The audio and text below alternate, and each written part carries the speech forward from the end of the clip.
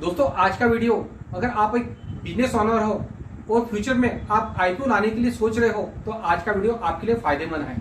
आज का वीडियो शुरू से लेकर अंत तक देखिए ताकि आज समझ पाए कि अगर आप प्राइवेट लिमिटेड अगर आप कंपनी के ओनर हो तो फ्यूचर में आप अपनी कंपनी के लिए आईपीओ लाने की सोचते हो तो क्या स्टेप रहना चाहिए।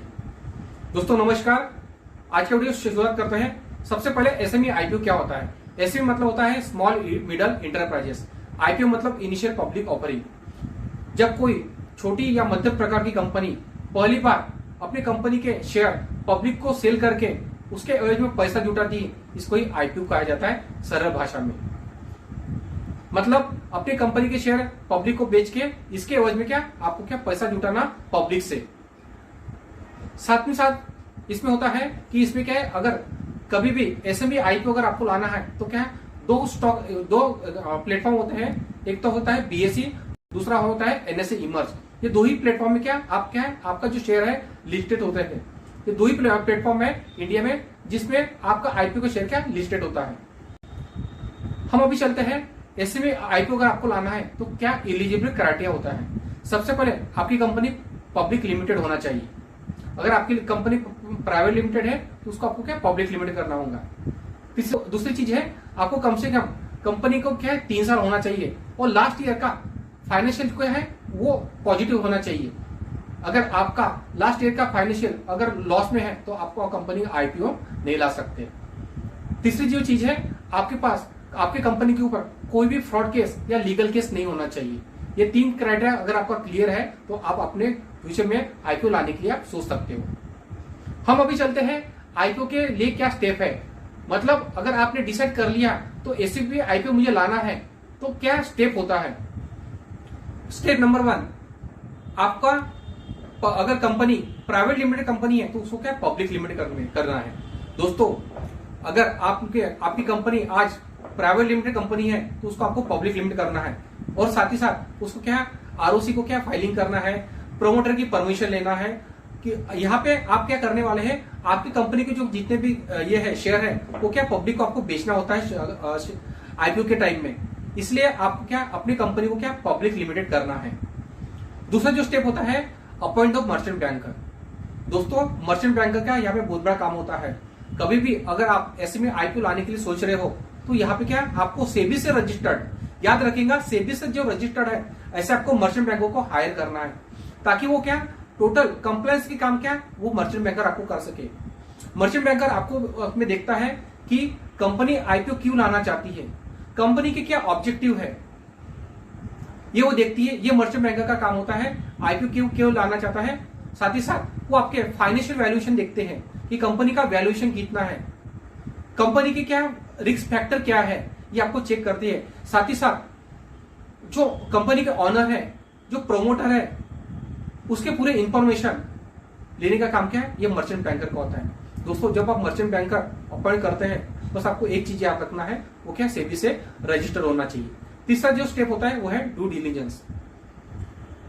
यहाँ पे अक्सर हम देखते हैं कि अगर आपकी कंपनी के जो भी कंप्लायंसेस है या जो भी लीगल पार्ट है, अगर आपकी कंपनी पर कुछ अगर लीगल केस है तो आपको क्या उसको ये करना है, डिक्लाइन करना है कि कैसे आपको क्या है जो भी आपने अगर रजिस्टर नहीं किए होंगे या रिटर्न अगर फिलअप नहीं करे होंगे तो क्या इसको आपको कंप्लीट करना है।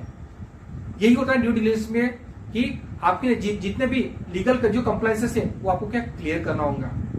आपकी बैलेंस शीट हो गया, आईटीआर हो गया, जीएसटी का फाइलिंग हो गया, ये आपको क्या प्रॉपर पूरा कंप्लीट करना है। ये आपका मर्चेंट बैंकर ये आपका चेक करती है, ड्यू डिलिजेंस आपको क्या चेक करवा के देती है। जब भी मर्चेंट बैंकर आप ओपन करना है ये भी उसका काम होता है ड्यू डिलिजेंस करने का।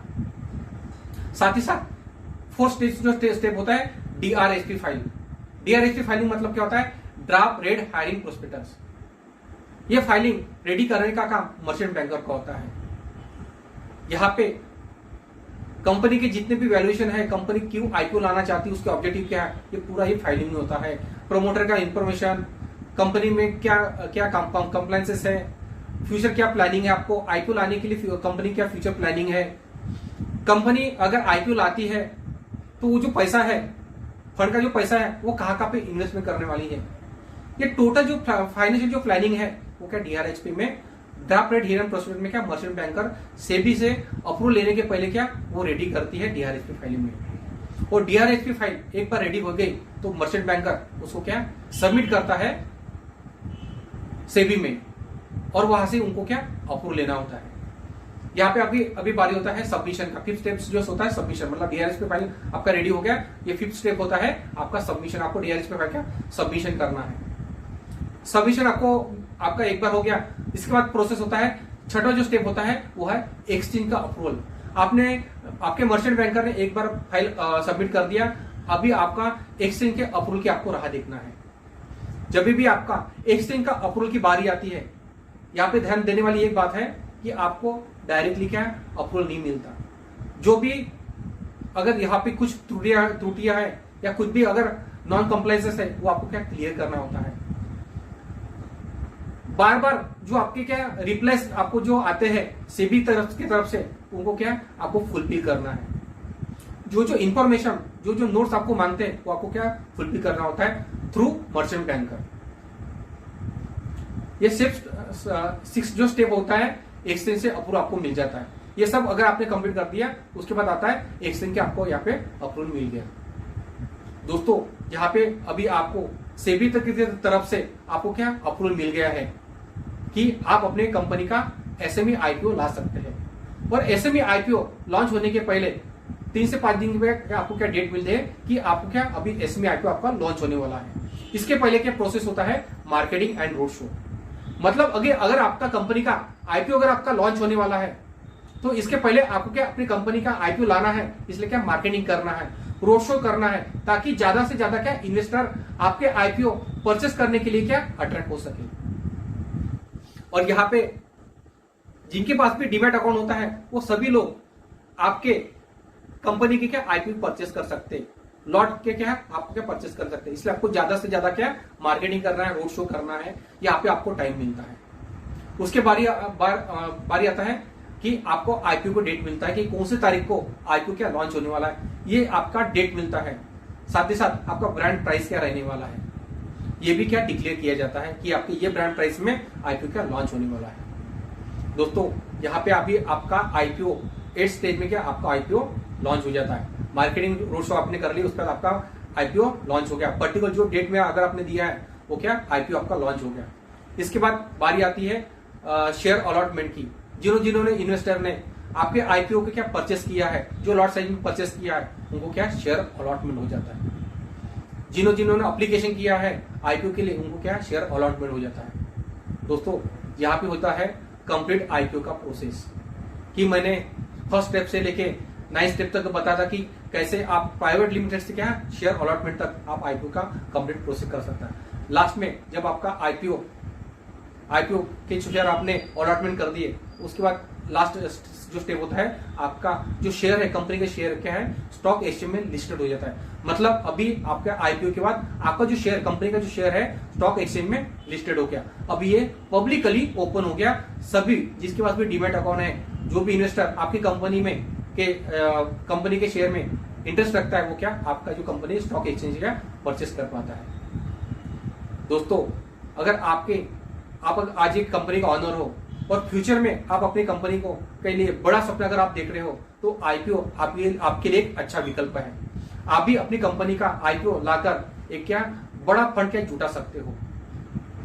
आईपीओ लाने के लिए कुछ स्टेप क्या आपको फॉलो करना है, कुछ कंप्लायंस आपको क्या क्लियर कर रखना है। बट एक बार अगर आपको फंड मिल जाता है तो आप इसका उपयोग आपने जो प्लानिंग की है और आप सपोज आईपीओ से अगर आपने 20 करोड़ रुपए भी अगर आपने जमा लिए तो आप उसको कहाँ पे इन्वेस्टमेंट करने वाले हो ये आपको क्या पूरा रोड मैप क्या आपको समझ जाता है। और यहाँ पे आपका आईपीओ लेने के बाद आपको क्या बहुत सारी अपॉर्चुनिटी मिल जाती है और आपको साथ ही साथ पब्लिसिटी भी मिल जाती है, आपकी कंपनी की क्या ब्रांडिंग हो जाती है। तो आईपीओ आपके लिए बहुत अच्छा विकल्प हो सकता है फ्यूचर के लिए अगर आप आईपीओ लाने की सोच रहे हो।